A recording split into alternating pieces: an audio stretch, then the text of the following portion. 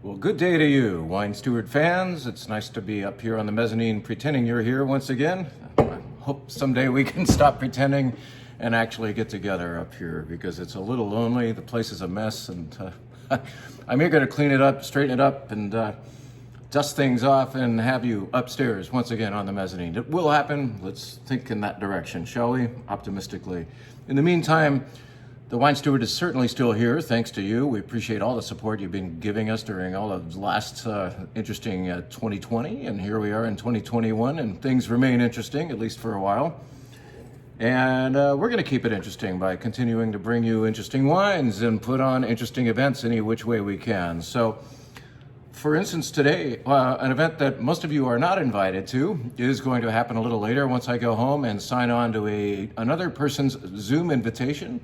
And I will be joining him and his colleagues, his geographically far-flung colleagues living in Seattle and I think Portland and some others here in the Bay Area, to whom we've already sent a 4-pack of Spanish red and white wines and also some Spanish groceries. They're getting some Marcona almonds and chorizo and some Manchego cheese. And they're also invited to do some cooking of their own as they, at about 4 o'clock, this afternoon, join me for about an hour of talking about Spanish wines. And these folks will be invited to open all 4 of those bottles. The good thing about the wines that we've chosen is all of them prove to be very good the next day and sometimes for the next 2 or 3 days. They're very solid red, so these folks don't have to worry necessarily about whether or not the wine's going to go bad and having 4 things open. Anyway, it's going to be cool. I'm only mentioning it not to make you jealous, but to inspire you to perhaps get a big enough group of your far-flung family together so you can do a Zoom event. Or maybe it's, once again, like this, business colleagues. And it's a great way to have a Zoom meeting that's not yet another Zoom meeting where you add a little frosting of fun to it in the form of a wine tasting. And I'm happy to help. So let's engage on that, shall we?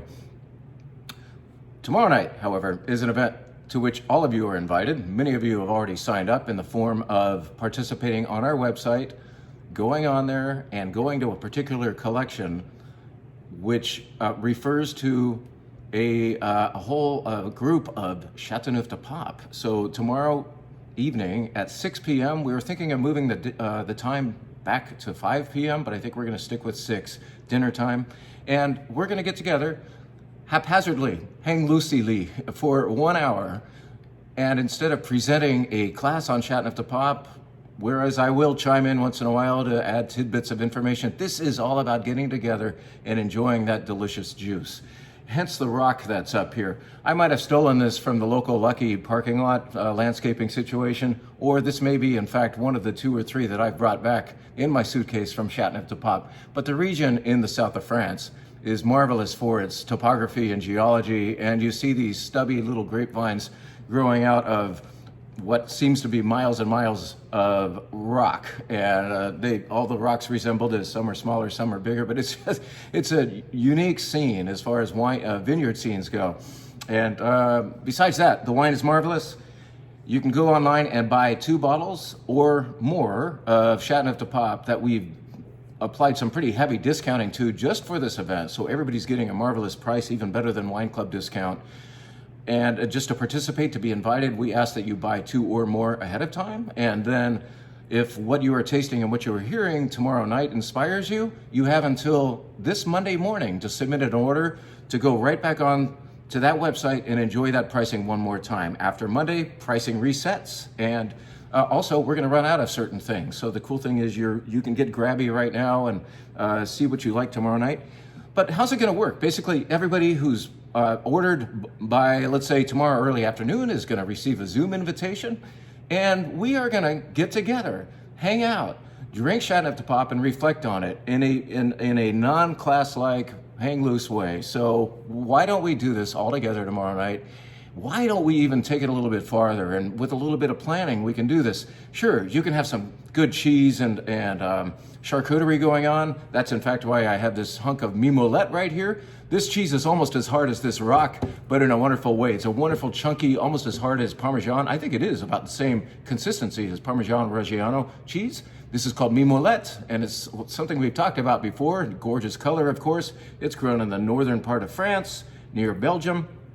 And this is just to announce that this is back in the cooler as of yesterday. Dawn brought in this melon-sized wheel of this cheese, and I really thought I was going to be called to the kitchen once again to help cut it, but she's mastered the art of handling this really hard to cut cheese, and all of a sudden it's appearing in our cooler downstairs. So when you pick up your Chateauneuf, you can look for some of this mimolette if you'd like to go along. But what I was really getting at is that you can also be creative beyond that and plan a meal. It's dinner time after all, and we'd love to hear from you during the event, if you'd like to participate this way, what you've decided to cook for Chateauneuf du Pape. A few recommendations, just in general, would be to say that Chateauneuf du Pape is a bold red wine. It likes bold foods. Please avoid spicy heat. Don't do that. Spice will kill a red wine like this. It'll just totally make it dried out. But if you handle the size of this big bulky wine with big bulky foods, either barbecue or grill, or stews would be amazing, like a cassoulet. If you're going to do that, you better get started today, I think. And just let's see what you want to cook up, and you can share with the crowd what you decided to cook and whether or not it's working with what you're drinking tomorrow night. And then why not, if you want, you can play instructor. We'll give you a minute to represent the wine you're having. Maybe you want to do a little fishing around. As you know, on the internet, you can now find information about virtually everything you're drinking. The wineries will have good websites. If they don't, the importers will. If they don't, there will be somebody online giving it a review, and you'll be able to find out whether your Chateauneuf du Pape is 80% or 70% Grenache and what else is in there. And we can talk about that and how it was aged and so on. It's just basically meant to be interactive, fun, a little less classy than most of our Zoom events are. And I look forward to sharing it with you. The point is, this is open-ended. We still have plenty of Chateauneuf du Pape. More of it came in this week. And you can go onto the website, order your 2 bottles, be invited. We welcome you to join us tomorrow night for hanging out, drinking some of the best wine in the world called Chateauneuf du Pape. White and red are available on the website, as well as the Baccarat Blanc that we've been talking about. So buying a bottle of that also qualifies you if you get that and a bottle of Chateauneuf going along. Now, we've got that over with. We've told you about an event you can't come to, or most of you can't. We've told you about an event that we would love to have all of you sign up for. And where I want to go now is to the announcement that it's that time of month. It is wine club time.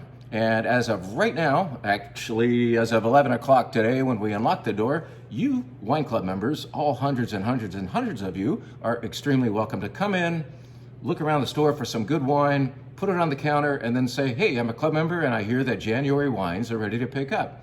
And we'll go find those for you. I thought I would run through really quickly 6 or 7 of those just to kind of get you anticipating. I really love what we've picked out. I feel like this is one of our stronger months of choosing great wine. We work hard on this every month, but I just feel like so many of you are going to like so many of these wines this month. Let's tell you about this really quick. So this is going to what we call the Tuesday Night Wine Club. Tuesday Night Wine Club is our least expensive, and the name implies that these are wines that you don't take too seriously, that you don't save for the weekend or for your birthday or your anniversary. They're great for Tuesday night. They're inexpensive. It doesn't hurt the budget all that much to be cracking them open. And they're also not going to be the most prodigious and profound wines that you've ever had, but we promise that they will be good for what they say that they are on the label. Like if it's a Garnacha, we expect it to be varietally correct. We expect it to have life and energy, and maybe no oak at all, but we're not looking for big, heavy wine all the time. This is a little richer. This is a wine called Fuerza, and it comes from southern Spain, southeastern Spain, the area of Jumilla. Starts with a J, so you pronounce that with a sound. Jumilla is the land of Monastrell. That is the main grape there. Monastrell is actually the same as Mourvedre. Mourvedre is the name we might know better because we got to know the French varietal names first, but Monastrell perhaps should be what we're all calling it because this grape comes from Spain originally. Monastrell can sometimes be a little bit too much of its of itself. It has a very strong personality. And so I'm not always loving 100% Monastrells. We sell a wine downstairs, of which we have a little left, called Clio. That's a much more expensive wine than this. What does that wine do? That wine combines Monastrell and Cabernet Sauvignon. And it moderates the Monastrell, which is super flavorful, sometimes too flavorful. And what does this wine do? This is not made by the same people, but guess what? This is going to be Monastrell plus a little dab of Cabernet Sauvignon. Look at that. And so it kind of follows that same idea of moderating the effect of Monastrell enough so that the stewy, barbecuey, hickory qualities of Monastrell are turned down to a delicious level and not an over-the-top level. The Cabernet just kind of supports and stabilizes that wonderful attitude. The Wine Spectator got after this wine and gave it 90 points. That's remarkable considering the low price point. We're not all about the scores. We taste wine before we buy, and that's why we chose this. Very fragrant. There's a wonderful, vibrant florality to this wine. I think that's a word I've created, but that's what we do in wine speak. And so there's a lot of nerve. I can smell that this wine has body and richness. You can already anticipate it just from the nose, but along with it is a lot of what I call energy, a lot of lift, and kind of a raspberry florality thing.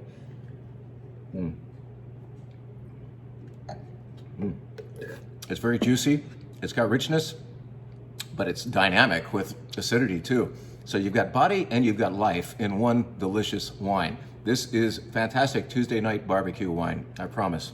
Fuerza, 90 points, Wine Spectator. We bought about 3 extra cases for you to come in and buy more of, or let's say you're hearing about it, you're a member of another club, and you can still access this wine, okay? You can say, hey, heard about this on the video, and I would love to try that 90-point Monastrell Cabernet blend, like Baby Clio, we could call it. Now, with the next 6 wines, and I'll roll through these quickly, I want to tell you what we often do, what our dilemma, what our challenge, what the wonderful challenge we have every month is, as we are choosing 2 bottles of wine for each of your clubs. So we have to choose 12 bottles of wines every month, write a whole page of notes about them, and there's a lot of logistics involved. We're usually talking to 12 different vendors, doing deals, and working on delivery dates and so on. It's a logistical challenge, and it's a fun one. The challenge behind the challenge, what I really enjoy, what I get to do is think about what we gave you last month in your particular club and to bring you something totally different, to keep mixing it up. And that's the wonderful thing about our wine clubs, where you're not saddled with the same winery's stuff every time you're getting another shipment. We're taking you all over the place. We're giving you diversity. Some people actually don't want diversity. That's scary. But all of you wine club members who have stuck with us for a long time know that there's in wine wonderful diversity. That's one of the great features of Wine Love. So why don't we talk about the fact that every month we're trying to provide you with something you haven't yet had, or maybe haven't had in a year, and we're flipping vintages, but also within the month to give you 2 different styles of wine. That's especially true this month of what we're doing in the California Wine Lovers Club, which we really ought to be calling perhaps the West Coast Wine Club, because we're often going up to Oregon or even to Washington State to bring you good wines. So what the promise of that is, it's 2 reds every month, always domestic. So often California, sometimes Oregon, and frequently, more and more, Washington State, based on the wonderful impact of fruit you get from there and the terrific value. So what's happening here is a wine called Pets. Pets is actually the American farmer's name. Like, imagine an old man who's had Petit Syrah vines in his backyard, well, a few acres of them, for 50 years. And his name, maybe starting farming that grape variety 50 or so years ago, his nickname for Petit Syrah would inevitably be Pets. It's just what the old California farmers call Petit Syrah. It's part of the vernacular. So Pets is made by our friend Andrew Jones at Field Recordings. This might sound scary because it's made of Petit Syrah. Well, he's wonderfully tamed that grape. So this, in fact, is, of the 2 wines, the charmer, the fun, roly-poly, jolly wine. It is dark. When you see it, you might be scared. When you drink it, you're going to be happy. It's juicy, fun, forward-fruited. Anybody will love this wine, called Pets, made of Petit Syrah, and a little bit of Primitivo is thrown in, maybe to happify it a little bit more. This is the wine that we want you to take more seriously, to drink more carefully, to perhaps decant, to have with a big, bold meal, It is going to be Cabernet from Red Mountain, Washington State, called Skull and Chain. The name sounds kind of weird, but that's actually, I believe, an allusion to a secret society or a club at Harvard University. And it's a long time. I think several of our presidents have actually been members of this particular club. And I believe, part of the Brown family. The Brown family makes this wine. One member was a member there at Harvard of the Skull and Chain Club. At any rate, crazy looking label and name until you have a little background on that, which we'll further explain in the notes. And this is going to be 100% Red Mountain fruit. Red Mountain, Washington provides some of the biggest, scariest, most wonderful Cabernet in, I think, the entire world. But you have to kind of prepare yourself for it. This is not happy-go-lucky, super fruity Cabernet. It is chunky, it's muscular, it's mountain wine. And Red Mountain, frankly, the topography up there in Washington State is not all that visually exciting. Red Mountain is more of a hill with an attitude. It's a big hill, and it is sun-spanked. But for some reason or other, everything just kind of works perfectly based on its exposure, the soil going on there, to make wonderful Cabernet. Red Mountain Cabernet is some of Washington's best. So look for that appellation. Wines like Col Solari, even if the winery is not on Red Mountain, many wineries all over Washington State vie for fruit from a vineyard there on Red Mountain. Structure, guts. You could say this is halfway to Bordeaux in its styling and that it smells dry. So it's not like, you could do it as a cocktail if you want. If you drink Cabernet all by itself, you'll like this wine if you like tannins and power. Otherwise, I highly encourage roasts, prime rib, ribeye.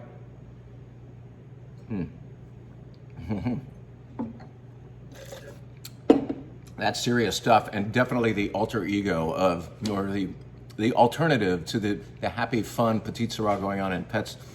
This is serious, almost grimacing Cabernet Sauvignon from Red Mountain, Washington State.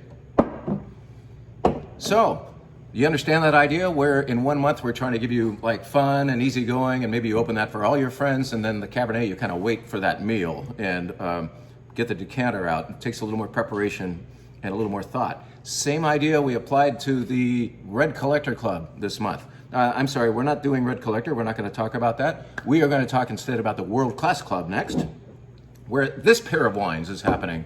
Very interesting names on this label, very classic looking label, but a lot of the names are, what are they, you know? And then what's going on over here is obviously a very modern looking label. We did show this to you. I believe we brought this out last week to tell you about the wines of the Flying Scotsman, El Escocés Valente. His name is Norrell Robertson, and he comes from Scotland.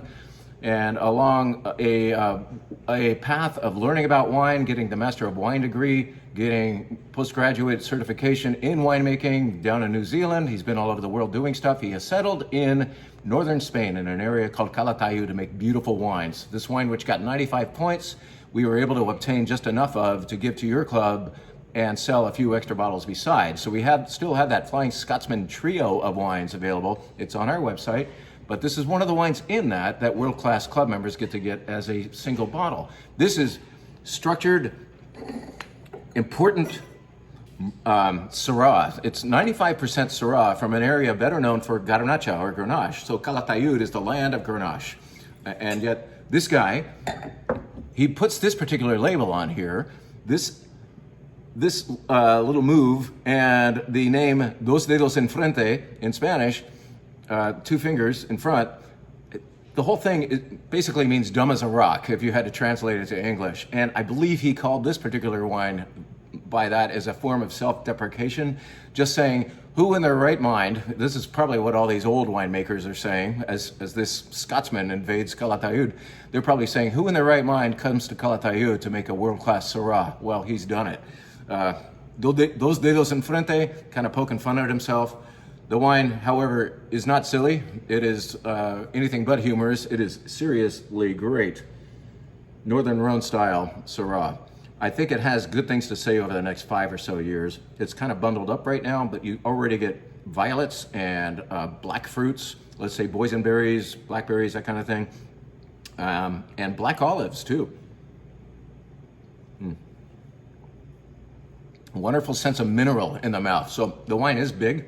It's got gorgeous fruit, but one thing that kind of stabilizes it, and makes it a little more serious and food oriented is this mineral feel on the palate.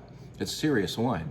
This wine's a little less serious. So this one looks less serious, but this wine acts less seriously. This is from southern Italy, from the region of Puglia, and it's made with a grape that you may never have ever heard of. And once you see it on a label, you'll say, I'm not even going to try to pronounce it. But let me just say that how you say it is Susumaniello. Susumaniello, and how you drink it is just go for it. I don't have a bottle open today. I've already written the notes about it. I had that bottle open 3 days ago, and so the wine probably isn't all that great now. I can tell you it was delicious, and I used actually both of these wines did quite well in a Pinot Noir style glass. I definitely want you to have the Syrah out of a Pinot Noir glass. This Susumaniello, I'm still figuring it out. What's the perfect Susumaniello glass? I'm not sure yet, so it might be a fun time to figure out, play with that at home and see what you come up with. But Susumaniello is a grape that probably came to Italy thousands of years ago via the Greeks, who were the first people planting grapes on that peninsula, the Apennine Peninsula, sometimes it's called. It's got a nice richness to it.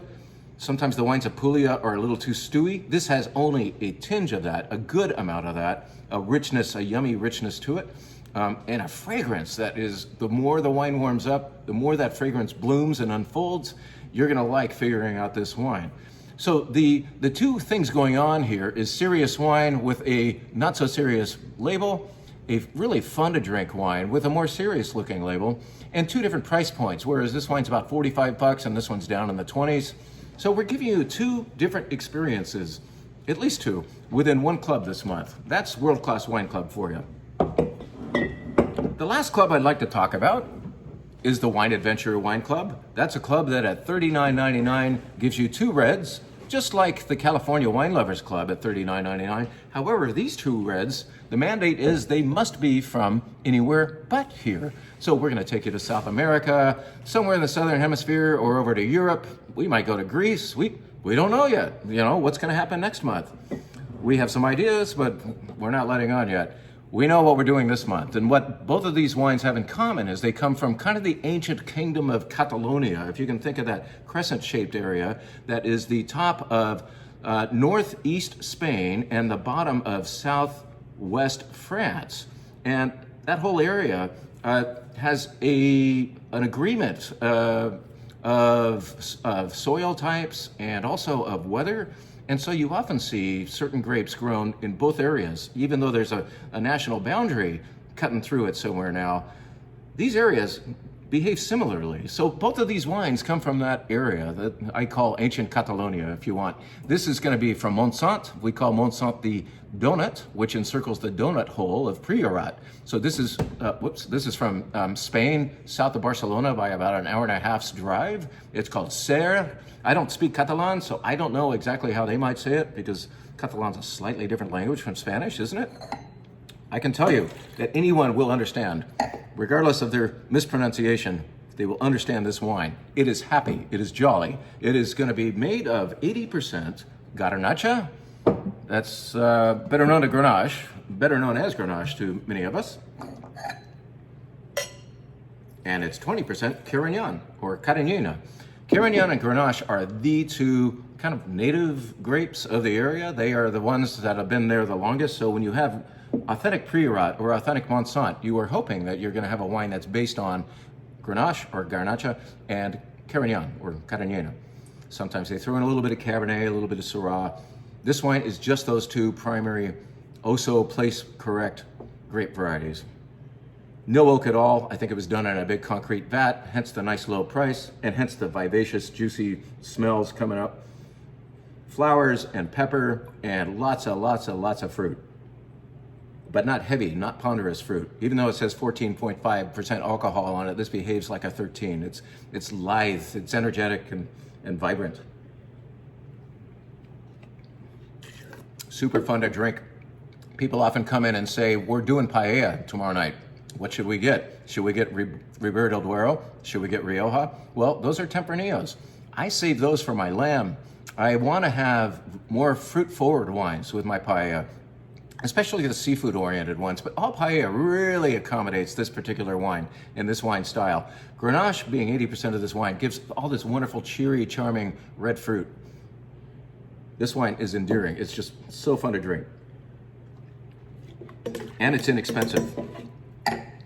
You could say that this is the lesser of the wines because it's lower in price, but of the two wines, once again, this is a pair of things that have something to do with each other, and yet they're supposed to be different in attitude and sometimes in quality. And in fact, you are bumping up in quality when you're going here to this wine. The last one we're going to talk about today is called Mas de Capitale. A mas is kind of a ranch in Southern French term, and it's going to be a ranch or a ranch house, and this is the ranch of Capitale. Capitale are these old ancient shepherd's huts that were circular, built of stones. They kind of look like igloos in a way, and that's where shepherds would hide out during a storm in order to protect themselves from the elements. Where they couldn't get all the way back to the mas, they would just stay out there with the sheep, but hey sheep, you stay outside, we're going in to the Capitale.